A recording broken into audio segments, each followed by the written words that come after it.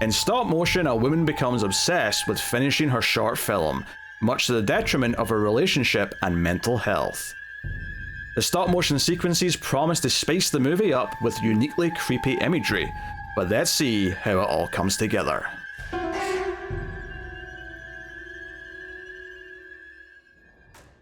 Welcome everyone to Screams After Midnight. I am Peter, and joining me, as always, is Tim.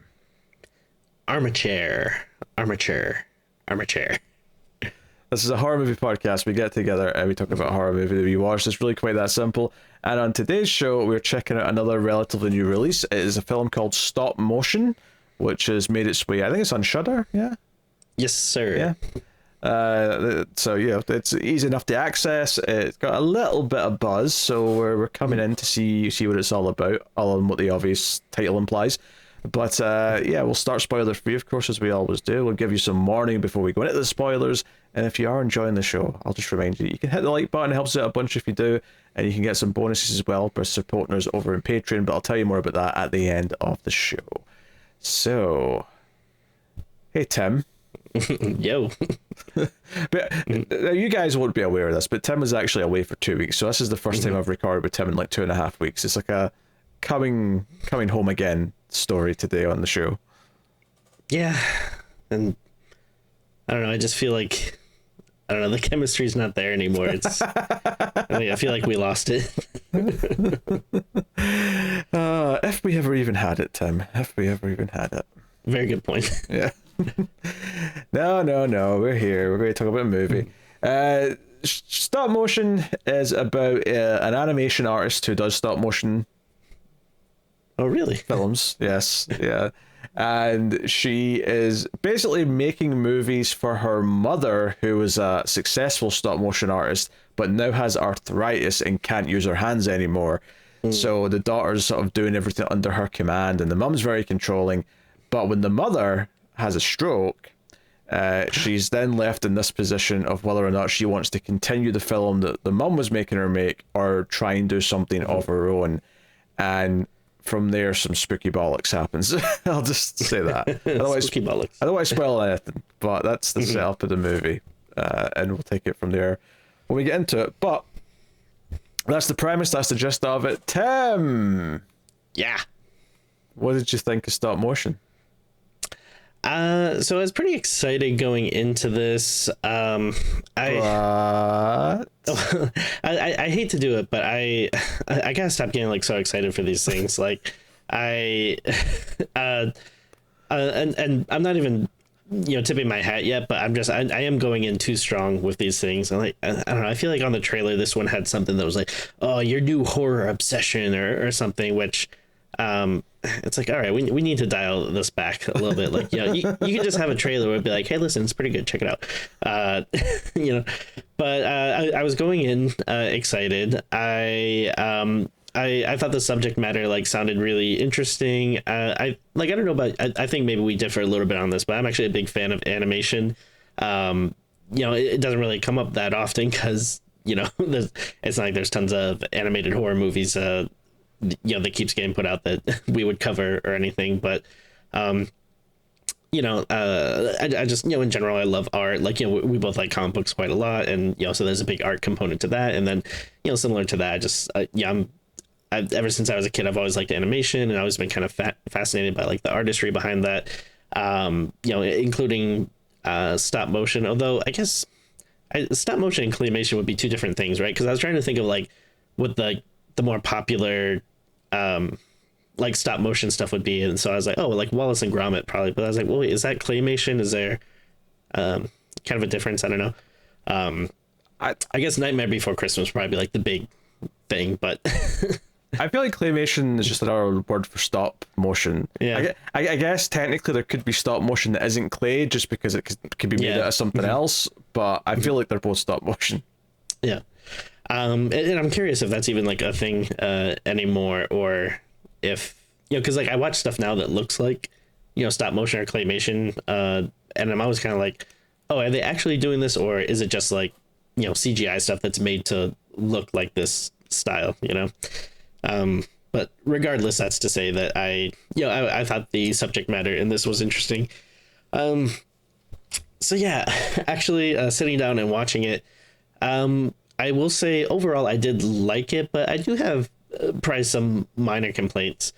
I do think that it was a tad slow at times. I found some of the characters to be just kind of like a little boring and maybe kind of generic. And I think if you take like a very like if you just like because the hook here is like the whole stop motion angle, but if you take that out, I do feel like the story just hits a lot of familiar beats that I've seen in other movies, which isn't to say that you can't do that stuff and do it well, but I did just kind of find like, all right, this isn't really something I haven't seen before. So that probably sounds pretty negative, but I do think the stop motion angle of it, because again, not really giving stuff away, but obviously like just the artistry of stop motion and plays a big part of this, and so you see scenes that are actually done in that style, and that stuff to me like really sung. Like I thought that stuff was so cool and interesting, and I liked the way it looked, and I felt like it was creepy. So yeah, I guess a little bit of a mixed bag. I think there's some cool things in it. I like all like the animation stuff, and I thought there's like some weird trippy things here and there, but again, I don't want to sound like a negative Nancy or anything, but yeah, it wasn't like I wasn't in love with it as much as I was hoping, which again, maybe I just had too high of expectations, but that's kind of where I'm landing with it. Tim, this movie was so boring. It was so boring. Like bland characters. Try characters that don't even have an ounce of character, like or personality. like just I just give me someone to engage with, especially since a lot of the horror can just be read as happening in the main character's mind. I don't even think that's a spoiler to say. It's pretty clear early on. It's all just a psychological representation of stuff. And honestly, as soon as they started going down that path, I just got less and less interested. Like the first inkling that anything was just in the character's head, I'm like, I just do not care. I just do not give a shit. I did not like this at all. You think you're being a little negative. I am here to be proper negative. I'm not saying that there's not good ideas necessarily, but I don't think the script's that good. I think the director is obsessed with doing very sort of like generic artsy shots of like things going in and out of focus, and like a pulsating kind of effects and stuff where the sound's kind of muffled because she's not focusing on something. There's a lot of that. It's just like, this is style. You're pretending you have substance, but I'll be honest, if there was a better script and a better way of telling this story, I could see it working. I don't think the substance is really here. I think it's pretty lukewarm. So I started this movie about 3 hours before it was time to record, thinking, 90 minutes, it'll be done. About 45 minutes in, I was so goddamn bored that I paused it to get something to eat, and then didn't start again until it was exactly the right amount of time left until we were ready to start recording. Which, if that does not indicate that I did not want to finish it, I don't know what will. Yeah, I mean, I don't necessarily disagree with you. Maybe it was just the animation stuff I like so much that it maybe puts it over for me from like not hating it. But it was okay. Like there's a moment early on when she's not looking at the laptop screen because she's taking photos for the stop motion, and on the laptop you see the clay motion thing move a little bit, and I thought, oh, that was kind of creepy. Maybe more of this stuff. And then the rest of the movie was nothing like that. The rest of the movie did other stuff. Yeah, it's few and far in between. When we do get those shots, I was really into them, but I do agree. Like in between that, it was kind of dull. I was watching this late at night, and I'll be honest, it was a little hard keeping my eyes open at times. But again, seeing like, I don't know, there's something about like that style of animation that just, like, I'm curious what it is, but it just like it lends itself to being like creepier to me. And obviously a lot of the the uh I don't know what you call them, like dolls or figures or whatever that are in those scenes. They're obviously like made up to look creepy, but in general, I don't know, there's something about the way they move or whatever that is. It's because it's jerky. It's not moving at the right frame rate that we associate with movement. So it just has this unnatural kind of like, stop and starty kind of. I mean, it's called stop motion literally for a reason. It's unnatural. Yeah. So I mean, I don't know. Those scenes just really worked so well with me, but yeah, I don't know. If you add them up, it's probably not like a significant portion of the movie. I mean, I think some of them are okay. I think some of them were trying too hard by going too far with what they were doing with it. But even if they were excellent, I would still not be that positive because I just didn't care about what was going on. Like, I was so out of the story and who the main character was and what her journey is. And I've seen better versions of this type of character, of this main character who's going through something. Or she's got the trauma, which she loved him. And like, I'm thinking of something like Saint Maud, right? Which is about a slow burn of this woman who's going to change significantly by the end. And just how much more engaging that character is, and the teases of where it's going and how kind of tantalizing they are. Here, like, and I'm not blaming the actress here, I just think there's nothing on the page to make this character remotely stand out to me. She just stares a lot. Like she stares blankly in a direction, and that kind of fills in for, she's got stuff going on. I think just a lot. I think it's partly because some of her setup just felt sort of disconnected to me. Like, on the one hand, it's like, okay, she's basically a slave to her mother, making this movie every day, been worked really hard, her mother's horrible to her. But then, like, she goes out and we find out she's got a boyfriend, and it's all just kind of like, generic happy times. And I just kind of felt like, these things just don't feel like they fit together. I don't know where we're going with this. I didn't get much out of the main character, and then pretty much every other character was just very one note. It's like, all right, yeah, there's like the generic boyfriend, there's the kind of best friend who seems like they have like kind of ulterior motives, the overbearing mother, like there wasn't really anything that felt like it had like a ton of depth or whatever. Given the whole movie's about the psychological makeup of the main character, I kept waiting for there to be like something more to her, like something from her past that was like more defining than just what we'd already seen. I thought, we're going to find out something worse that her mother did to her when she was younger, or something, or something. And there was just never anything. And I'm not saying that would have fixed it, because I might have hated that too, but at least there would have been something. But by the end, there was. I just felt like they didn't develop her in any way. Yeah, that's a good point. She clearly, doesn't like having this very overbearing mother, but you never really got like a sense like, okay, so was she like this their whole life, or is it just now that because of her illness, like she's being more controlling, and making her work for her and stuff. And there's kind of like one moment where, this other character is like, oh, it must have been, so great, growing up with her and stuff. And she kind of just looks at him and like walks away. That's kind of like, okay, so I guess, they didn't have a good relationship growing up, but maybe go a bit more into that. And I don't know, I kept expecting there to be more of a like payoff with, the movie the mom was trying to make, and seeing like, how this relates to the story or something, or even like the story she's doing. Like I'm sure you can probably say like, oh well, it kind of means like this or whatever, but like I don't know, it didn't really feel like those necessarily fit what was going on in the movie. I mean, what little we see of the movie the mum was wanting to make at the start, I did like notice one detail that felt like a bit of foreshadowing, and it kind of was, but I mean, like, and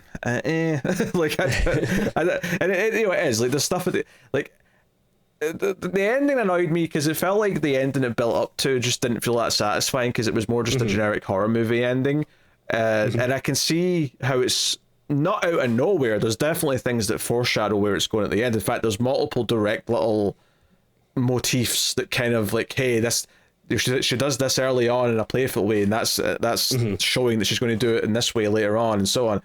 But despite those little things that it kind of set up and pays off at the end, I never actually really got why it went the way it did at the end, other than just a generic, I don't want to spoil anything, but just generic, this is what she's going through, and that's the explanation you have. There's nothing deeper to like latch on to.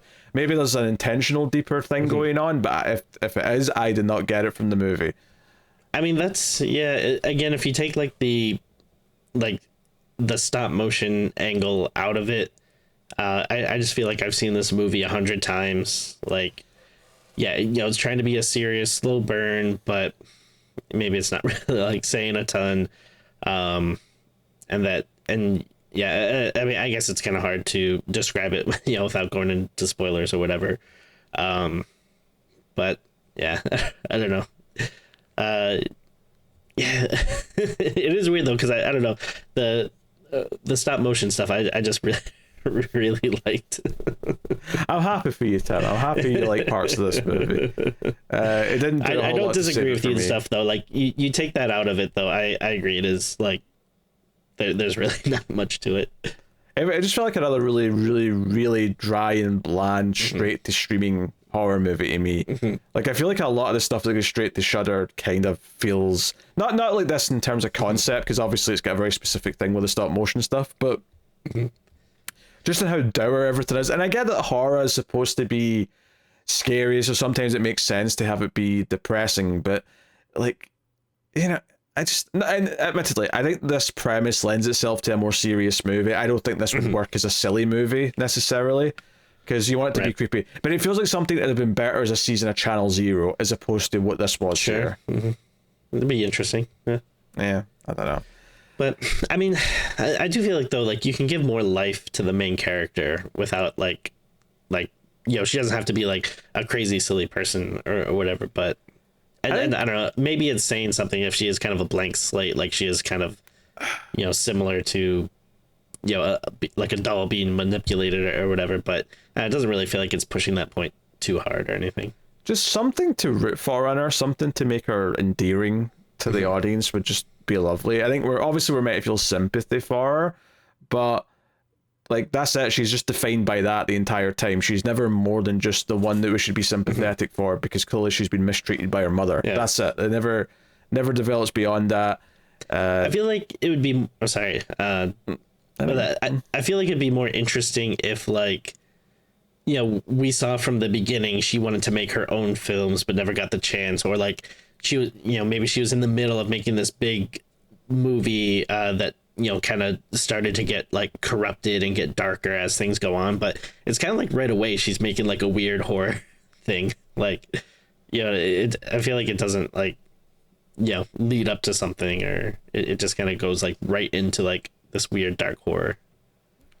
Yeah, I mean, there is like one little moment with her mum where she says, "Hey, what if I help with the ideas?" And the mum just kind of like glares at her, and then even when she does say, "Okay, what are your ideas?" and she just doesn't respond because she's actually just caught off guard that her mum would even want to listen to her ideas, and she doesn't have any.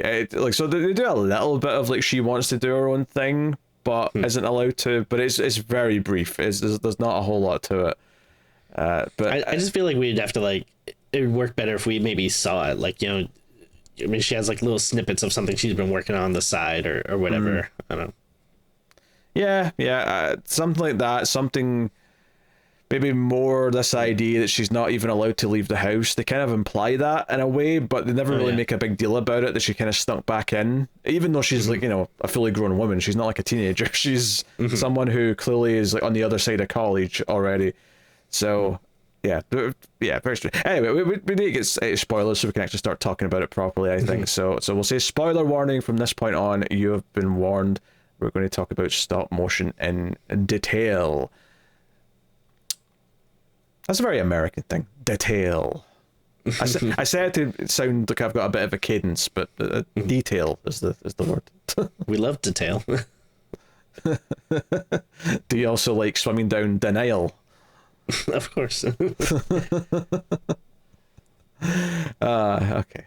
All right, we're done. I'm done with the dumb jokes, okay? All right? It's Tim's fault. It's his influence. He brought bad pun virus back with him from his trip. Oh yeah, as opposed to like the Ace or whatever. There's just very serious, very unjokey podcast. They're very hard hitting. Thank you very much. A thinking man's podcast, unlike this wreck. Dear. Anyway, yeah. So spoilers for stop motion. Anyway, so the thing we've been talking around, right, is that obviously, like, she's doing this stop motion thing. She gets a new apartment after her mother's stroke. It turns out her boyfriend, and they didn't really explain this too well. I just kind of got it from context, and they sort of allude to it a bit more later on. But he is like he works for like a building construction company, so he actually has like keys and like access to a bunch of empty apartments. Also, this movie's in England for the record as well. They're in a. It's a foreign film. Sure, yes. But she gets like a little flat just to basically continue making the movie because she wants to finish what her mum started. And as she's there, she starts having these weird blackouts, and when she wakes up, and there's more to it than that, but I'm just to get to the overall gist here. When she wakes up, like, she's made the next part of whatever her new movie is, and she has no memory of actually doing it, and that happens throughout the movie. All of it builds up to her finally like snapping and killing people, right? That's what this movie is building up to. And they foreshadow this at one point where her using like a dead fox to like actually make one of the puppets, and the foreshadowing being there that eventually she's going to want to use actual human flesh, and that's where it's going. Which, and this is the weird thing about this movie, is that both feels like a really obvious place for it to go in like a kind of like a May Frankenstein kind of way. But at the same time, it doesn't feel like the movie justifiably builds up to the idea that she wants to do that. Like, that's specifically what she's building up to. But the thing that I've left out up until this point is the imaginary effing girl. This was the moment where I basically lost all interest in this movie. And it's like, she runs into this girl in the stairwell at the apartment building, and there's a quick interaction, didn't really think much of it, right? But as soon as the girl showed up again at our door, I immediately just went, oh, she's not real. And to the movie's credit, right, it only goes another couple of scenes with her before it kind of just straight up implies that, yeah, she's clearly not real because she's showing up in places she shouldn't be. But even just, like, the idea that she's convincing her to do things and she's influencing the main character, whose name's Ella, by the way, just so that we can actually call her Ella. But this girl is, like, influencing her and telling her to do stuff, and then very quickly... She's an influencer. She's an influencer, including being the one who tells her to go use a dead fox. Like, no, you need to use flesh. I mean, first she's like, use this steak that you've got in the fridge, but then the next time she's like, no, it's not good enough. You need actual dead flesh. And she takes her out to this fox. But see, when she takes her out to the fox, though, it felt like they teleported to a forest somewhere rather than they were just outside the building. And immediately I'm like, okay, so much of this movie is going to be in her head, and it's just all going to be stuff that's happening that's not real. Yeah. And that's fine. Like, obviously I like some movies that do that because they do it well, but nothing about this was remotely compelling to me. I was just sitting there with a frown on my face being like, okay, I don't think I'm going to like the rest of this. And spoiler, I didn't. There was some interesting visuals at points, I'll say that. They did mess around with the puppets, but we'll get into all that.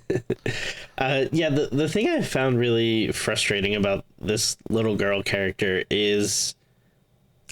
so like you were saying, like, I mean, I don't know if the movie's trying to hide it or whatever, but yeah, it's very early on that you're just like, oh, well, this obviously isn't like a real person. Like the way she's talking and saying like, oh no, like I have an idea for this story. And it's like, okay, yeah, like no little kid would just randomly have this and like, be working with her and stuff.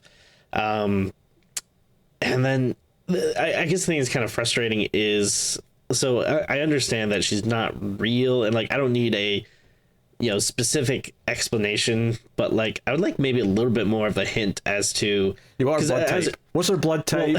What was her date of birth? Come on, what's her details? Do you remember like back in the day when video games actually had instruction manuals, and like I think it's like a thing in like Japan where they're interested in like blood types or whatever, but I feel like a lot of times like in Japanese like instruction manuals, they would always have characters like blood types. I was wondering like, why is that? I don't know. I do not know. I feel like I remember one of the Resident Evil manuals having that maybe, and just thinking, Right. Oh, I guess. I guess it's thematic. It's a zombie game. That makes sense, I guess. Yeah.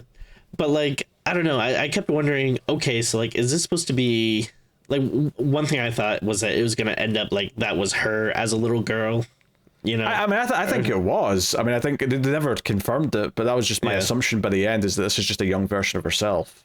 Yeah, so it's like, okay, so are you representing that?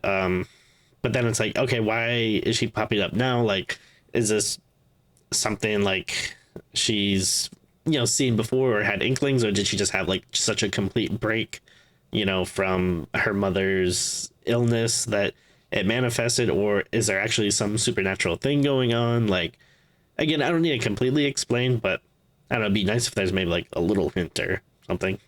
Yeah, I don't think there's actually anything supernatural really going on. I think it is just all in her head.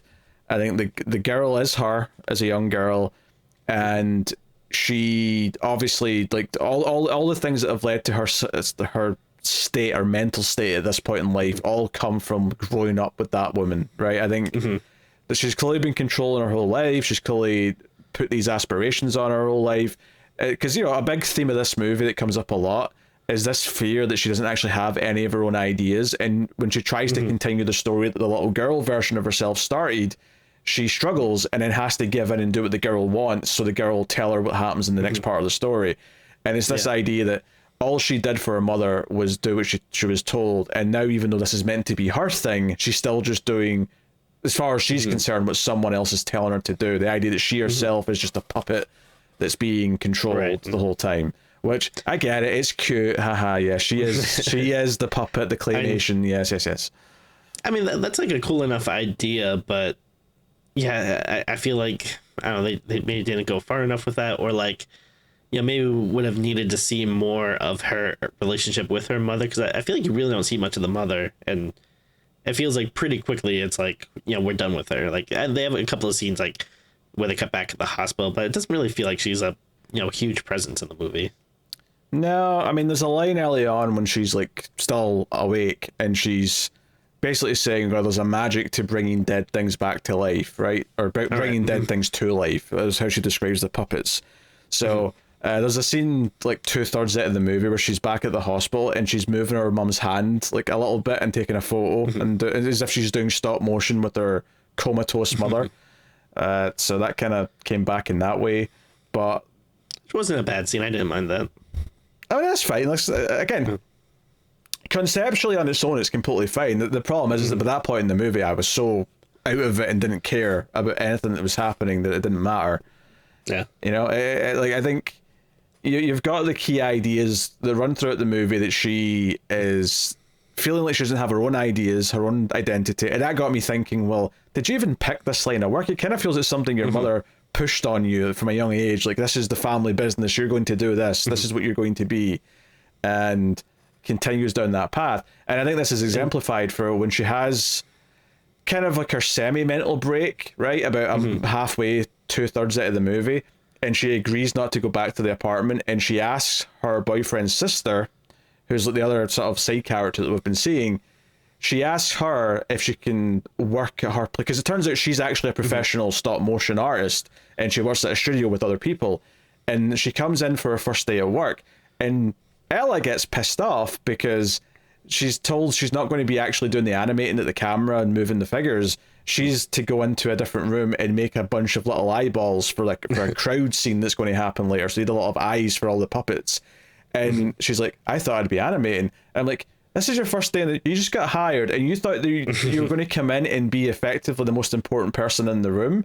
So she clearly has issues with the like taking orders, even though in a professional environment, taking orders from your boss, when they're being perfectly nice about it, might I add. It's not like she walks in and they start acting like her mother, where it's like, get to work now, it's time to do things. It's like, no, here's what your task is for the day. Here's your clay or whatever. Like, get molding. You're making stuff. I think the two things at play there is like, she doesn't take it well, but also I feel like maybe she should have asked a little bit about the job more. Yeah, or to be fair on the friend who, I think I missed that it was the boyfriend's sister. I thought it was just a friend, but like, yeah, like, she probably should have been, explained it more, or been like, oh, just so you know, like, but whatever. There's a few things though I want to talk about this, which I actually thought this was pretty funny. I mean, obviously, this is like a very niche thing, so I'm sure there are like people that run in these circles and that know everybody and stuff, but it did just kind of make me laugh that, like, I don't know, that it felt like, they were like rock stars or something. And like, I don't know, when you think of like stop motion, like, you kind of like, oh, do people still do that anymore? And I like hear that, like, oh no, we have like a whole like company that's devoted to it, and like we're working on this like big commercial project and stuff. And I mean, I buy there's one or two places like this still, but that's it. Yeah. One or two. But like, just like the idea that it's like, oh, like, we have this like one person that's representing like the indie side, and the other person that's like the big, evil corporate side. That's just funny to me when it's, yeah, like you're saying, there's probably like one or two places that do it. Okay, but who represents the Ben side from Parks and Rec, where he's been off work for a couple of weeks and he's made like 10 seconds of footage? All right. Very good. And then the other thing that made me laugh about this too is, when that I should probably realize what her name is. I forget. Ella. But no, not the main character, the one that sets her up with the job. Well, I don't remember this from the movie, but apparently it's Polly. Okay, that actually, I think that does ring a bell. But I think it was so funny that like she's watching her video, which is like so weird and gross and disturbing, and she's like, oh hey, this would like be perfect for this project we're launching. I'm like, what is a project that like you're watching like some like very weird, creepy, like distressed girl running through the woods and being like, oh hey, like this is just what we're looking for, to the point where like they copy it and are like pretty obviously stealing it, which seems like that should be a major plot point, but goes nowhere. But no, Ella just gets mad and starts wrecking their much higher budget set. Because, I mean, I say set, it's on a table because it's obviously miniatures. Yeah. But they've got like a really nice tree set or forest set where they've got all these nicely etched trees. Whereas her set back at the apartment is just a bunch of twigs that she's put around to represent trees. Which is also funny because I imagine like there's so much little craft and detail that goes into this stuff. But it seems like, I mean, and who knows how long, the story is going or whatever. But it seems like the friend sees it like one day and it's like, oh, cool. And then the next day, they're like already in post-production. Well, I mean, clearly they have multiple people making all the props and like sets. Yeah. They've got artists just behind a door doing trees, just like she's doing the eyeballs on this day. Yeah. And I don't know, again, it just really made me laugh. Like I'm really curious, like what the thing, because like in my mind I'm imagining like she sees this like weird, like messed up, disturbing horror video that her friend's making, and then like she pitches it to like some toothpaste company for their next ad or whatever, and they're like, oh, we love it, yeah, like this is exactly what we've been looking for. Maybe it's like hiking shoes. You can run in the forest from a mass killer in these. They won't let you down. You'll be the final girl for sure with Nike hikeys. That's not bad. That would be a pretty good commercial. If they don't have a pair of hiking shoes called Nike hikeys, they should. Oh, definitely. Yeah. Unfortunately, I feel like commercials are way too like boring and bland now. Yeah, I feel like they're all slick and glossy now. Yeah. Like I don't know. I can't even like really, I mean, and again, most commercials now are just like, 15-second ones that you skip after 5 seconds when you're watching like some video online. But well, to be fair, that's only because we're not watching broadcast TV like the olds. We're still watching CSI every night. But like I can't really like recall like a lot of modern commercials where like I could tell you like so many of the ones like as a kid that was like, oh yeah, like this one or that one or. Yeah, I mean, I think there's the occasional one. The only place I see full-length commercials is when I go to see a movie, and they'll play like 15, 20 minutes of them before the trailers. Man, I feel like they've been playing that like one Eminem commercial at the movies for like 20 years now. Oh, we don't get them anymore. But I remember in my teens there was because the M&Ms had like a sponsorship deal with the movie chain. So like every single movie, you'd have the two M&Ms talking about some shit. And that was a thing for a long time.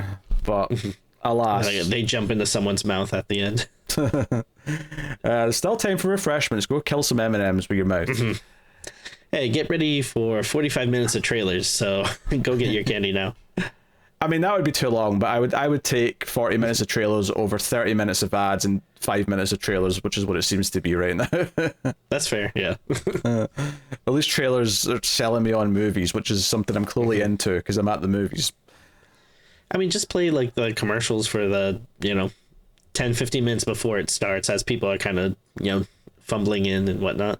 I think Cars as a product, we're getting really off topic here, but Cars as a product has the most insane amount of commercials, in terms of a ratio of how many commercials they have and how often you see commercials versus how many people are buying a car at any given time. Because once you buy a car, you've got a car for years, right? It's not something you're buying twice a year. So you're only in the market for a car.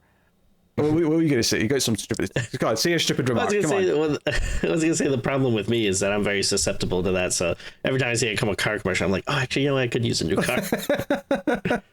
Like, they always make it look adventurous. Oh, this is the Horizon Pro, and it's driving around alongside some mountains and next to a lake house, and it's like, come get a new car. It's like, I just bought a car last year. I'm not even going to think about getting a car for like another decade, probably. Yeah.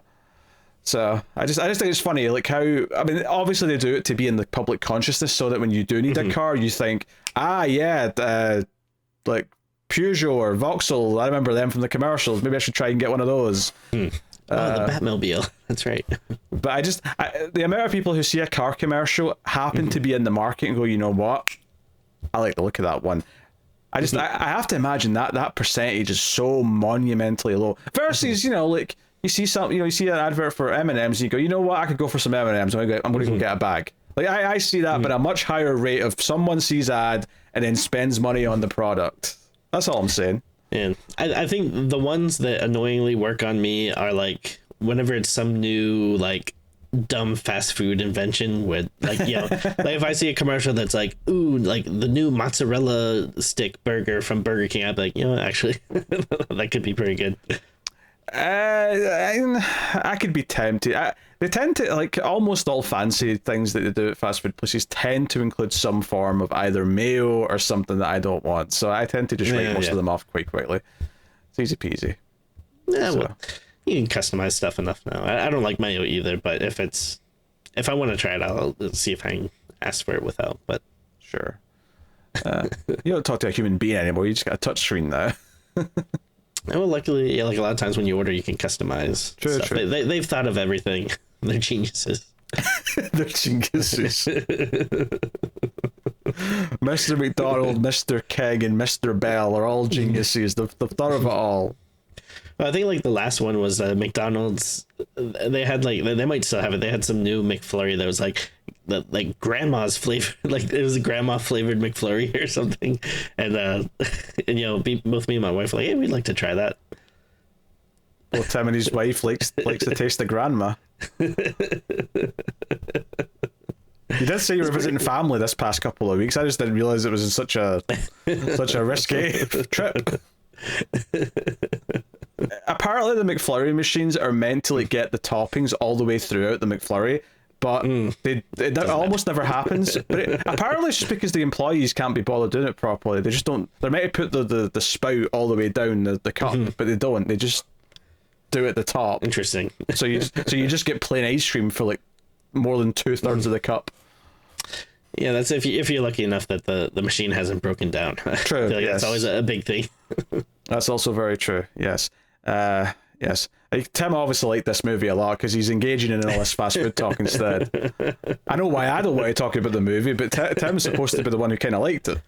Well, I'm kind of hungry now that we started talking about it. Yeah, I'm kind of hungry. It's like 5 a.m. here though, Tim. Well, most places serve breakfast early. You can. Yeah. Like, maybe this will make me a villain, but like, I actually went to McDonald's breakfast like last month because I hadn't been since I was a kid, and I happened to be up early enough, and I thought, you know what, before I go see whatever movie it was, probably Furiosa, I'll go and get a sausage McMuffin. I'll go do it, and it was fine, but like a couple of bites in, all I could think was, I'd rather this was a burger. Oh, sure. That's all I could think after a couple of bites. I'm like, this isn't that special. I'd rather have the burger. It tastes better. No, I think that's fair. Usually my go-to would be the McGriddle, but my hot controversial take that people come for my ass in the comments, but I of fast food breakfast places, I actually really like Taco Bell's breakfast menu, which, you know, there's nothing wrong with that, but I think the thing that's funny is I really don't like Taco Bell as, like, you know, otherwise. And I know a lot of people that will swear that it's like their favorite fast food place, but oh no, I like Taco Bell. Okay, that is a hot take. Although I'm still thinking about you saying they come for your ass in the comments, and my mind's still processing that sentence. They're gonna come for my ass. You have to say dirty boys and girls at the end of that sentence, Tim, just to properly make it sound like a porn movie. I don't know. Maybe I've just, I don't know. I've had a lot better tacos in my life. I don't know. Taco Bell's just never really hit for me. Unfortunately, I don't hate it. It's just really down on my list of my go-tos. But the breakfast be jamming. I don't know what the kids say. I don't think they say that, Tim. I don't know if the kids have ever said that. Be jamming. All right, back to the movie. Right, we have to talk about what the main thrust of the plot is that once this little girl starts telling her what to do, she's like, hey, no, there's a girl in a forest, so she builds that. And she records a little bit of it, but then she describes that there's a man coming for the girl, and she makes this man out of meat, and he's like, no, I need some more, and she puts like ash on him, and he's the ash man now. It's like, okay.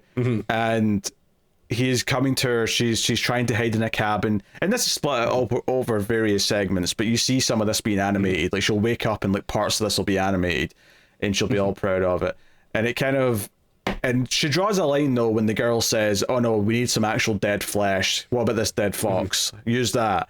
And she's like, no, that's crossing a line. I'm not doing that. And the girl says, fine then, I'm not going to tell you the rest of the story. And Ella's like, but it's my story. It's fine. It's my film. I'll just finish it. No worries. But then she tries to actually write more of the story, and she just immediately is like, I got nothing. Oh no, what could possibly happen next? It's not even like it's that in-depth a story. There's a girl running in the woods, and the only thing the girl added after that was there's a man chasing her. I mean, that's like the most generic possible idea you can come up with. I feel like you could just naturally wrap this up without much effort. But she had a scene, the scene where the boyfriend's sister Polly saw her stuff, and she mentioned that she gets all of her best ideas when she's high. So when she goes to a party with her boyfriend, I don't know if it's at Polly's place or she's just also there, but she goes up to Polly and immediately says, remember that thing you said about being like completely off your tits? And that's where you get all the best ideas. You get anything to give me? And she's like, sure. And I think she gives like an acid tab, I might say it is. I think so, yeah. And she goes into the other room and seems like she takes it, although she kind of says later that she didn't, and she sort of like throws it out as if, but I could have sworn there was more than one tab in there and that she probably did take one, but I mean, I don't know. Like, but that's the thing. Like, I assumed at first she did, but then, I mean, yeah, the movie is like, there's so much like, oh, is it in her head or not, that I felt like it could go either way. Yeah, and then it's just like her at the party, and there's like 3 solid minutes of her just with strobe lighting like hitting her as she's just kind of like out of it, and then the girl appears, and they already kind of, because there's a moment when the girl's coming up to see her. It's after Polly's leaving, actually, the first time she comes to see her, and the girl walks past Polly, and Polly never looks in her direction, and that's the moment where if you hadn't already thought, oh, she's not real, that's the moment I think the movie's screaming it at you, like, hey, look, no one else is seeing her, she's not real, she's in her head, deal with it. I thought there was like some like interesting trippy stuff at the party, like when she goes into that one room and there's like the dummy's head in the background. I was like, oh. Yeah, there's a projector playing like one of the stop motion I assume from Polly's company, but I mean, I don't know. But I mean, again, maybe I'm just way too forgiving whenever there's any like stop motion or something in the movie. But I like that. I think you are. I think you're like a perverted boy with boobs on the screen. You're just like, there's boobs, happy, clappy, clap, clap, clap. I mean, like, I don't know. Maybe it's just nice to have a break from like very crappy, generic CGI crap in horror movies. That at least I'm looking at something that I'm like, oh, there's like some, talent and artistry in this versus, seeing like the same dumb, scary CGI face a million times. I mean, that's fair, but it's basically meaningless if I don't care about what's going on. I think that's sure. Like, admittedly, from this point, it gets a little bit better because there's more interesting visual things happening. Because this is where she gives in after this. She leaves the party and she goes to get the fox, and they re-skin the Ashman figure with dead fox, I think. But this is where it starts to do more bizarre things. The boyfriend finds her on the floor the next day, and that's where she kind of like swears to not go back here for a little bit. Obviously she eventually does, but like this is where she has her first kind of like proper episode where she hears the Ashman coming. Like she can hear footsteps coming up the stairs, and it's basically what the girl was saying was happening in the stop motion film, where she's running from the Ashman, then she's inside and he's trying to get in. That effectively happens to her in the apartment. And this was probably the most interested I got in the movie as a concept. I'm like, okay, like maybe this is something they could keep doing, where she has to finish the film to like tell the story, otherwise it'll happen to her, like, or something like that. It never quite feels like it's going down that path either, though. It just kind of it was here briefly for a moment, and then that's kind of it. I did feel like things kind of escalated with the boyfriend a little abruptly, like yes, yeah, because like all of a sudden, like she has like, I mean, not that you wouldn't be concerned or whatever, but I don't know, she has just kind of like, seems like a minor cut on her leg. Like she had to get stitches, but it's not like like she'll never be able to walk again or anything. But the way the guy's treating it, he's like, like, you're obsessed with this film, it's ruining your life, I'm gonna destroy it. And it's like, first of all, that's a little bit later though, just to clarify. That's when she goes back after the job thing falls apart, because the job thing happens at this point, and then she goes back to the apartment, and that's where she has her big episode where she sees Ashman full size coming out of the table and crawling towards her, and then there's like moments where she turns into a little clay figure and back again, and whatnot. And there's a moment when she's in the shower just before this as well, where she starts like almost clawing away at herself as if she's made of wax or clay, and she's kind of like digging in, and she's not actually doing it, of course, but it looks like she is. And that again ties into this idea that she is just a puppet and doesn't feel like she's in control. I guess is the best I can say. But now you're right. Like after this though, when she has a cut in her leg and he takes her to the hospital, she's like, I have to go back, and he snaps the moment because he's like, hey, maybe you shouldn't go back there, maybe you should stop doing it, and hey, how about you can still work and stuff, why don't you work with me? You could do like a music video for my music, which has been mentioned like once or twice that he does music. And she's like, you don't make music, you put on a shirt and tie and go to work. And he's like, how dare you bitch, how dare you call me out for not living up to my dream, I've been trying to make music. And he gets really vicious here, he gets really upset.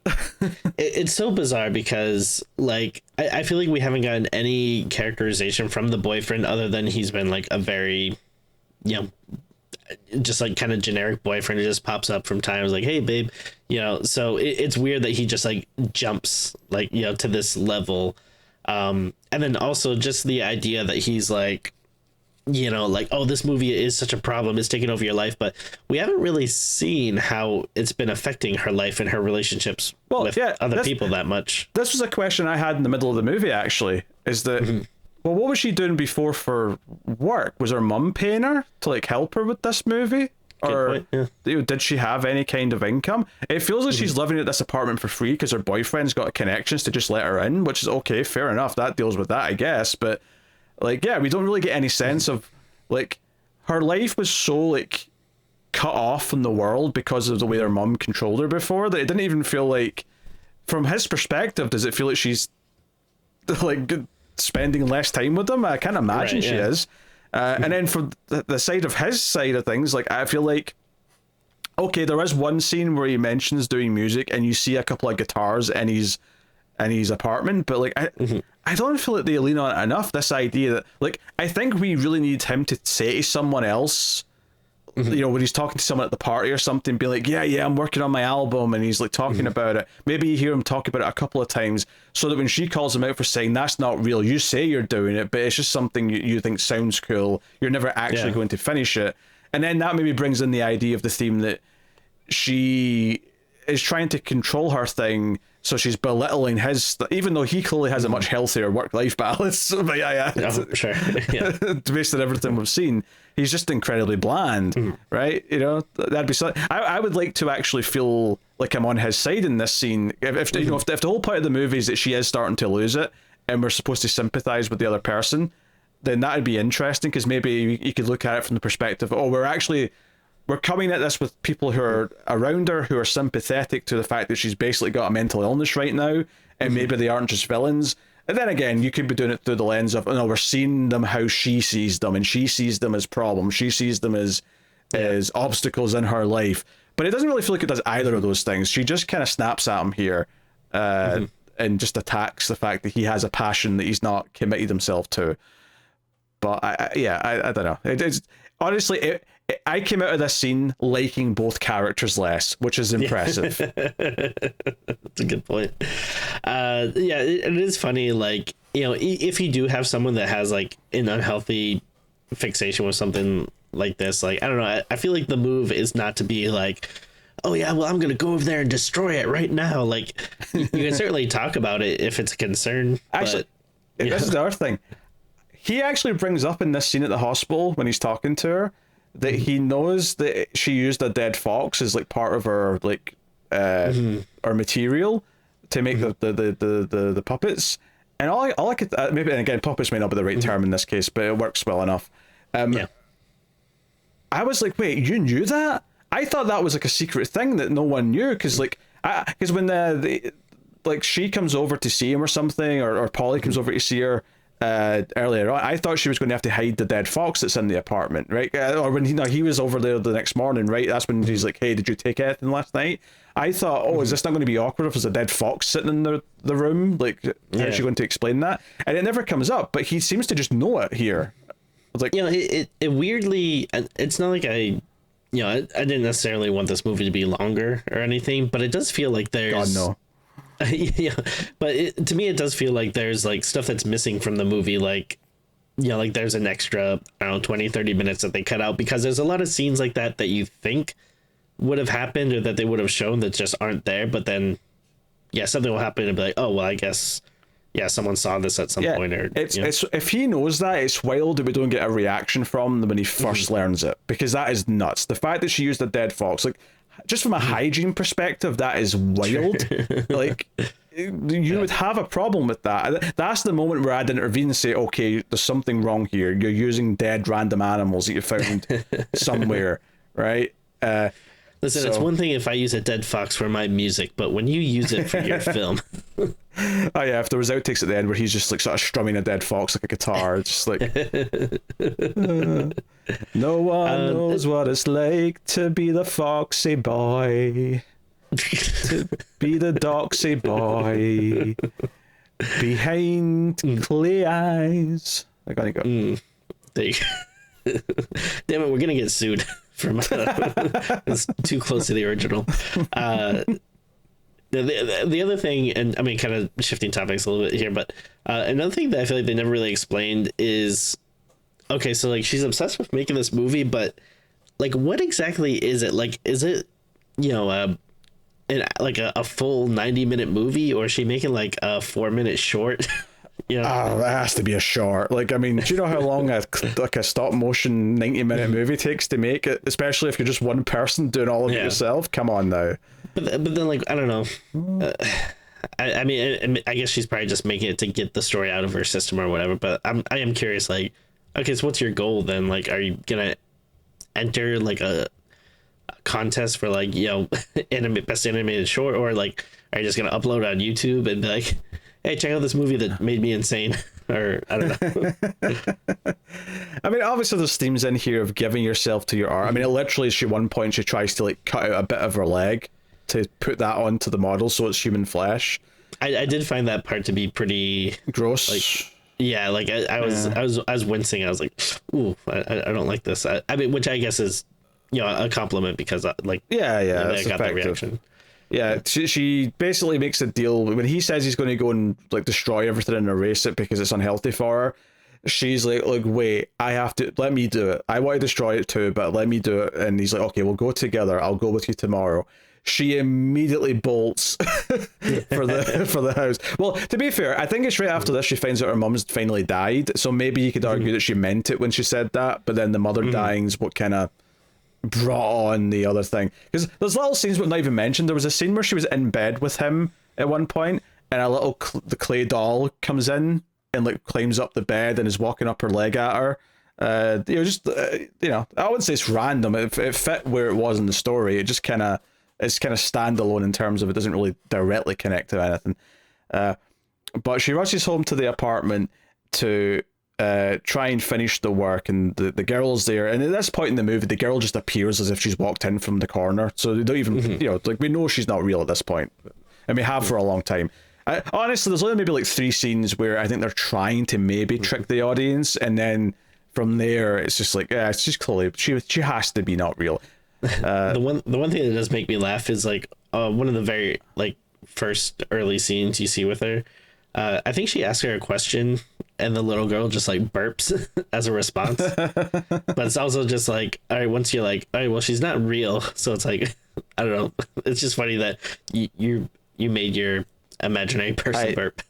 Get used to this, Tim, because in about 10-12 years your daughter's going to be acting just like this. Oh no. You'll be, Gemma, could you go do your homework, dear? Leave me alone, Dad. Go F off and die somewhere. I hate you in your comic books. Bleh. I mean, I'm okay with that as long as she doesn't belch. I just doesn't belch. I find that irritating. Nah, she'll be a far. No, it's a little better.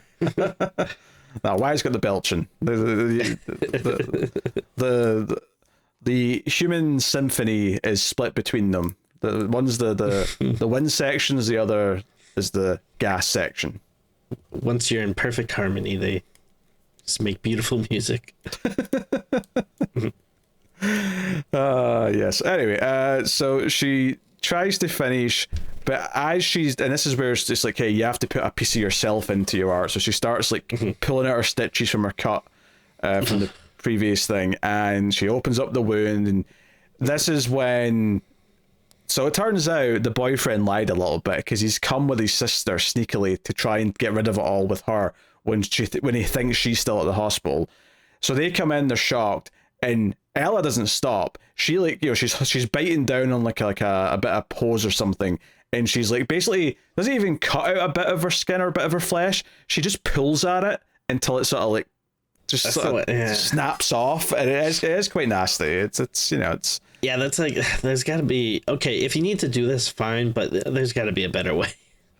It's just a little bit of flesh. Like, it's not, like, a little bit of flesh being cut out isn't even, like, on the close to extreme end of what I imagine happening in movies, but the idea of just pulling it out without, like, if you just, like, cut a triangle and lifted it out, I'd be like, okay, obviously it's not nice, but I wouldn't see it as the most gross thing ever, but this was pretty nasty.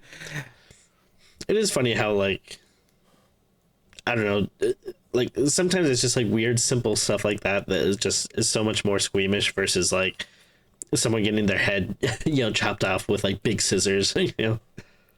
Yeah, so basically she's obviously like passing out with all the blood loss that she's having as she's doing this. So eventually the brother and sister, the boyfriend and Polly, like intervene. They come over, start like try to take her to the hospital and whatever. And she effectively, once they've got her out in the stairwell, just starts to fight back. And this is where she kills both of them, right? So this is the problem I had with this ending, is I just, okay, I get that he had her using the dead fox, so I immediately, as soon as that was brought up earlier on, I went, well, this is a gateway. You know, in the same way that a serial killer kills an animal first and then eventually goes to a human, this feels like that type of story now where she's eventually going to kill a human. I just felt like all of the psychological stuff of her breaking to where she's going to do this now just didn't feel like a satisfying arc or curve. I just felt like all of a sudden now Oh, sure. she's, you know, she pushes Tom, the boyfriend, down the stairs, which obviously knocks him out. She then beats Polly in the face with her tripod. And as someone who did actually go to university and did television production and used tripods a lot, they are heavy. And this felt painful to me watching this. It actually would be a hell of a weapon to swing at someone. And then, if you're not familiar with tripods, if you take the rubber grips off the bottom, they do have spikes at the bottom, because the idea is you can take them off and mount it into a different contraption that maybe sits on a track or maybe sits on some kind of thing.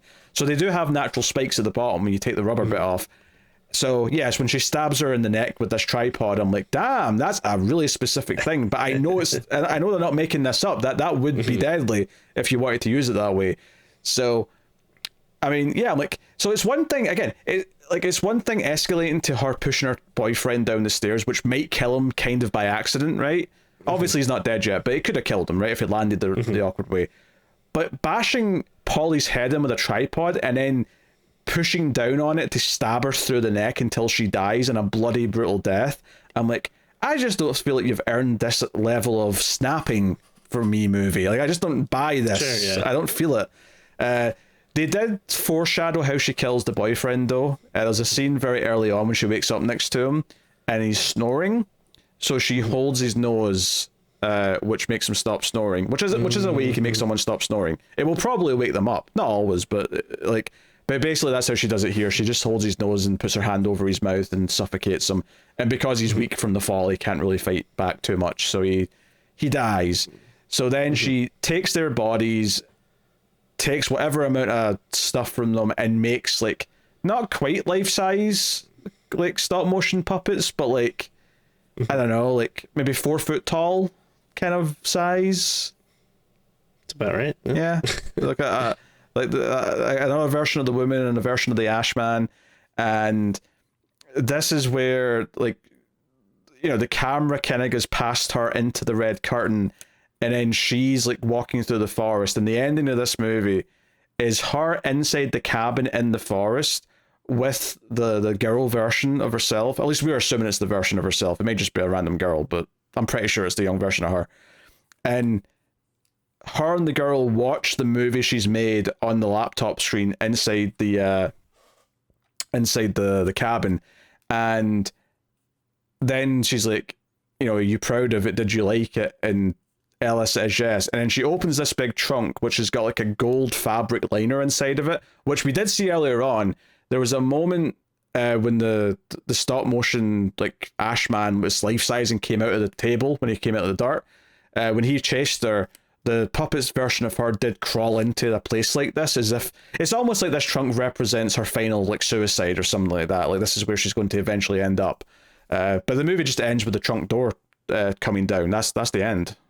And didn't I think the mom says something at some point like, oh, and, like, at the end of the day, when you're done with the puppets, they go back in the box or something like that? Yes, yeah, she did say something like that. You're right. Yeah. But I think I just, you know, I think you can analyze this to a point. You can say and draw some conclusions from some of it, but, you know, this idea that she's still just being controlled, even if it's from, like, a version of herself that's kind of there because of her mom, or the idea that she could never really escape the obsession that her mom gave her, whatever. Nothing in the movie, though, ever justified why she was at the point where she was ready to kill people like that. It never felt like they... That's a big problem. Yeah, I never felt like... I wasn't getting, like, American Psycho vibes from her. I wasn't getting... I don't want to spoil movies, because there's some movies I'm thinking of where the character eventually goes psycho and kills people, and I just feel like otherwise they tend to be that's what happens at the end. So yeah, I mean, that's why I said, like, you know, I feel like I've seen this movie, you know, 15-20 times before. Yes. I do think again the stop motion angle to it does add something that gives it a little bit of stylistic flair that, yeah, I can say that I haven't seen in, like, other movies before. But you take that out, again, it's just a very generic story, and, like, I'm okay with her building up to the point where, yeah, she's gonna kill some people and use them as part of the puppets. Like, yeah, I don't think that's a bad idea, but it's like you said, it just feels like you don't really get that escalation. It doesn't build up enough to it. No, I think that's a problem if you're going down that route. If you're going to do more of like the puppets might be supernatural or something's recording this in a supernatural way, and she's like learning things from what's been recorded when she's not aware of it. After the fact, she's watching it and it's like revealing stuff about herself, and you could read the double meaning of that and all that kind of thing. That could work, but yeah, I think conceptually, most of the things that it tries to bring up or do are perfectly fine from an idea perspective. I just don't think the execution or the writing talent is there. Like the development of the characters is lackluster. They are very one note. They're very bland, including the lead, and that's a problem when the whole movie is going to revolve around the idea that we're watching a character who's an unreliable narrator, as it were, and we're seeing inside her head, and it's about her losing it. Like, if you look at a good example, I mean, here's one that I don't think is a spoiler. If you look at The Shining, right, and you follow Jack's character in that movie, he is compelling. He has your attention every single time he's on screen. And I get that it's a bit unfair to compare any movie to a Stanley Kubrick movie because the guy was a genius, but like every time he's on screen and every time he's kind of losing it, and maybe he's talking to a ghost, maybe he's talking to something in his head because he's going crazy. Either way, every single time it happens, it's revealing about how he sees himself, about how he's feeling about his family, about his son that he's ultimately going to try and kill. Like, every single time it comes up, you can see his insecurities coming through in the dialogue that he has. You know, when he's talking to the bartender and he's in the bathroom, all of these things reveal part of who he is and why he's thinking the way he is, and they enrich the character.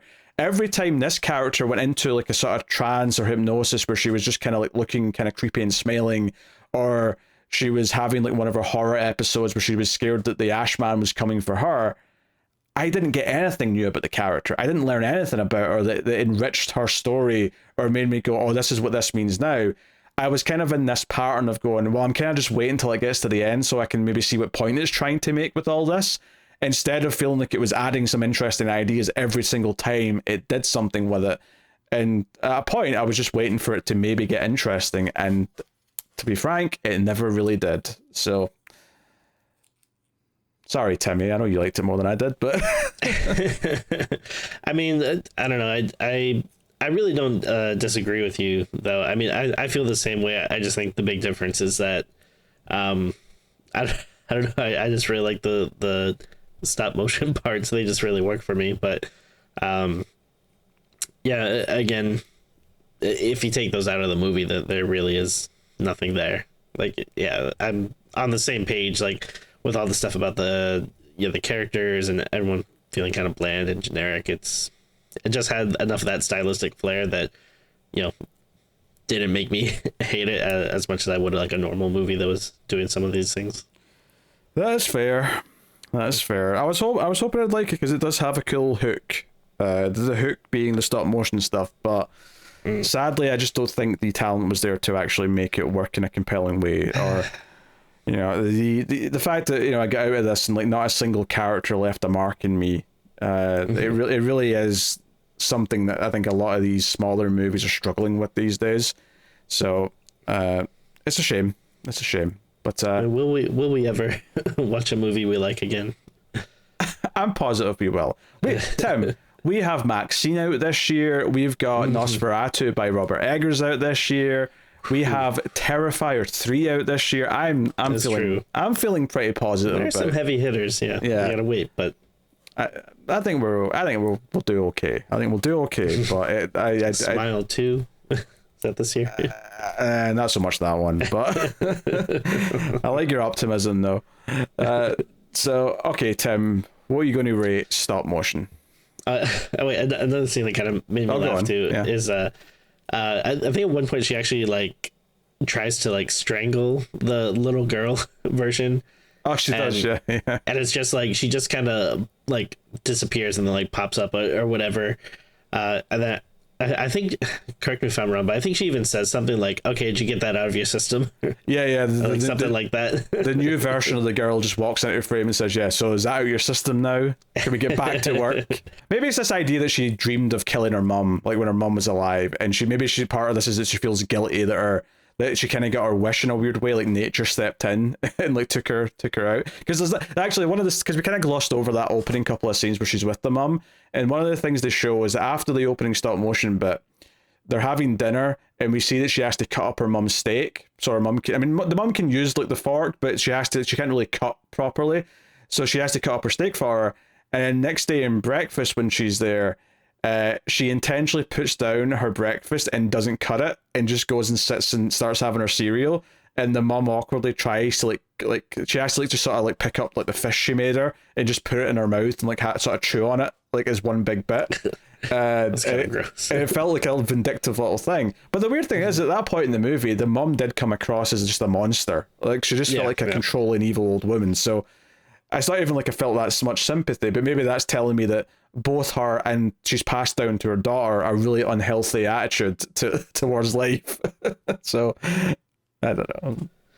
It's a shame that the world will never see that big $200 million blockbuster stop motion Cyclops movie she was working on.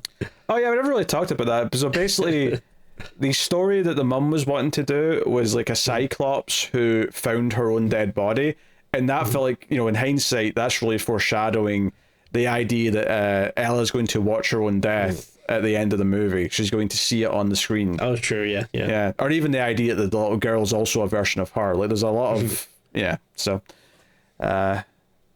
anywho, it's just funny because I feel like they're making it like, oh man, this is gonna be like, you know, she's like this rock star in the animation field, and she's working on like her last big movie, and it's just like, I mean, I don't know, it kind of like looked cool, but like, would anyone be like, oh my god, this is the greatest like artistic achievement anyone's ever done? All right, Tim, rate the movie. Come on. It's so forceful. And I was gonna ask too, did you ever see that movie Mad God? Did you ever watch that? No, I didn't actually. No. Yeah, that was I want to say it came out last year, maybe the year before, but that was this just wild stop motion movie by, I think it's Phil Tippett. I think is the guy who did it. It was like a special effects guy, and he's been working on this stop motion movie for like years. And it's a really trippy movie. I could not tell you what happened. It's like, if I remember correctly, I think it's like pretty much like almost silent. But there's just tons of really cool visuals. So if anyone wants more stop motion goodness, you know, they can check that out. I would probably still say that I'm not gonna go completely negative and say that like I hated this movie, although I am acknowledging that there's quite a bit of, you know, flaws in it.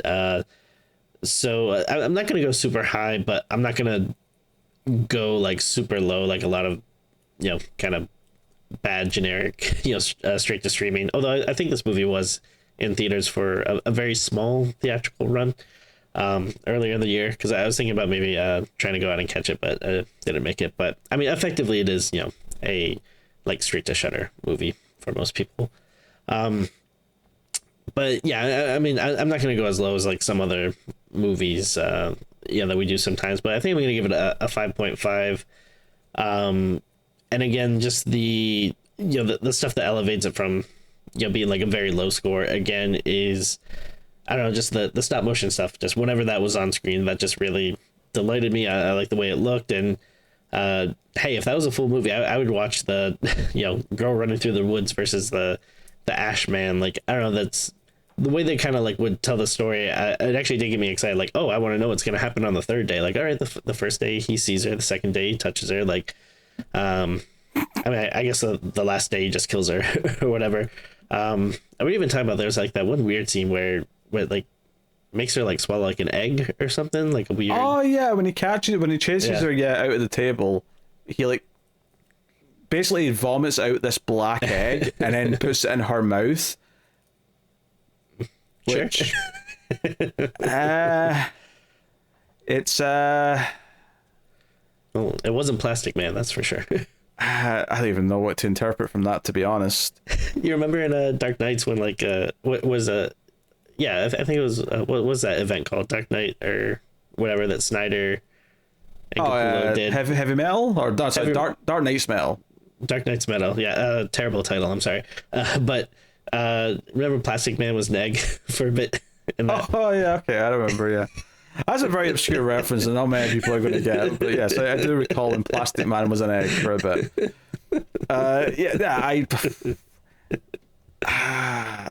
Is he like impregnating her because he's giving her an egg to like gestate? Yeah. I get, and very strange. I don't know what to make of that. Yeah.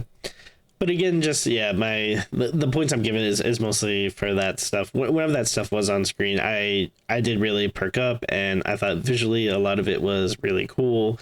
And I mean, I wish there was more of that in the story, because the rest was working around. It was just kind of a bland mess, which is very unfortunate. But I don't know, that stuff was enough of a saving grace for me that give me a little bit more positive. But it's a shame though that it didn't really come together, because I do think there are some cool ideas and concepts here, but it just didn't really pan out. Yeah, I think I'm going with a 4.5. And what's funny is that I feel like I'm putting it up to that high for the same reasons you said you give it a 5.5, and at least there's some interesting visuals at times because of the stop motion. When there's the life-size like version of Ashman, it's a guy in makeup, and the makeup looks pretty nasty in a good way. Like it's well done. But obviously these puppet things are pretty disgusting looking, particularly the one that's got dead flesh and stuff supposedly on them, which wasn't super pleasing to watch. I get that's kind of the point, but I'm like, this could have been creepy without just being kind of gross. But whatever. I mean, that's just like a choice. But like everything I've said though, like bland characters, I never got attached to the main character. I didn't really feel like they earned her arc for where she ends up at the end of the movie. It really felt like someone trying to do more of an art house movie, but not really quite getting how an Ari Aster or an Eggers, or hell, even a David Lynch, if I go to the extreme end of the spectrum. Like this ending wanted to be like, oh, it's got meaning and it's symbolic and this is what it all is, and people are going to talk about what it means. But it just kind of felt like I'm out of film school and I'm going to do an arty ending. Not that this is like a fresh director. He's got like a list of credits to his name, but not that I've heard of most. I did a segment in one of the ABCs of Death. That's pretty much all I can recognize. A little bit of a horror blind spot for me. I probably should have watched those by now. It's actually mostly shorts he's done, to be fair. Yeah. He's only done 1 or 2 feature-length movies. In fact, actually, has he done any feature-length movies before this? Oh, you know what? This may actually be his first feature-length movie. He's been doing shorts since 1997. Oh, wow. But this is his first feature-length movie. Well, sorry I shat all over it, Robert, but I didn't like it. How's the movie? Not good, Bob. Not good. I even watched Mad Men, but I've seen that GIF enough that I can quote it.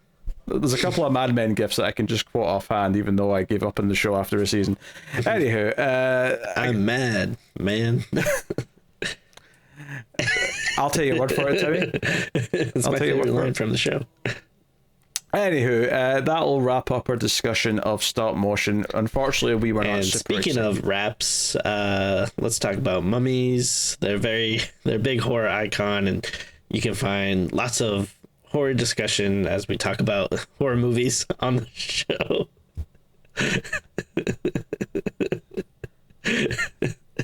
What just happened? It's like you wanted to segue, but we didn't have anything to segue to, so you just kind of made up some bullshit. It worked. People liked it. Well, the point of a segue is to get to the next bit. It's to transition. Now, see, this is something where they're going to come for my ass in the comments in a good way. Again, phrasing. They're doing what now in the comments? All right. Next week, guys, we're going to be looking at the most recent Patreon vote winner, and that is Critters 2. That's right. We did Critters 1 like batch 3 years ago. No, that's Gremlins, you fool. Nah, Critters 2 is the I don't even know if it's got a subtitle. It might. I feel like it might do. I don't think 3 and 4 do, but I think 2 might have a small subtitle. But oh well. So small it's hard to read. Critters 2 Crit Harder. I don't know. Hey, that at least makes sense because the Criterion. Critters 2 Criterion Collection. Very good. Yeah, so we're going to be doing Critters 2 next week. I actually did rewatch the first movie a couple of weeks ago just because I knew this was coming up, and it'd been so long since we did the first one that I just wanted to refresh my memory a little bit.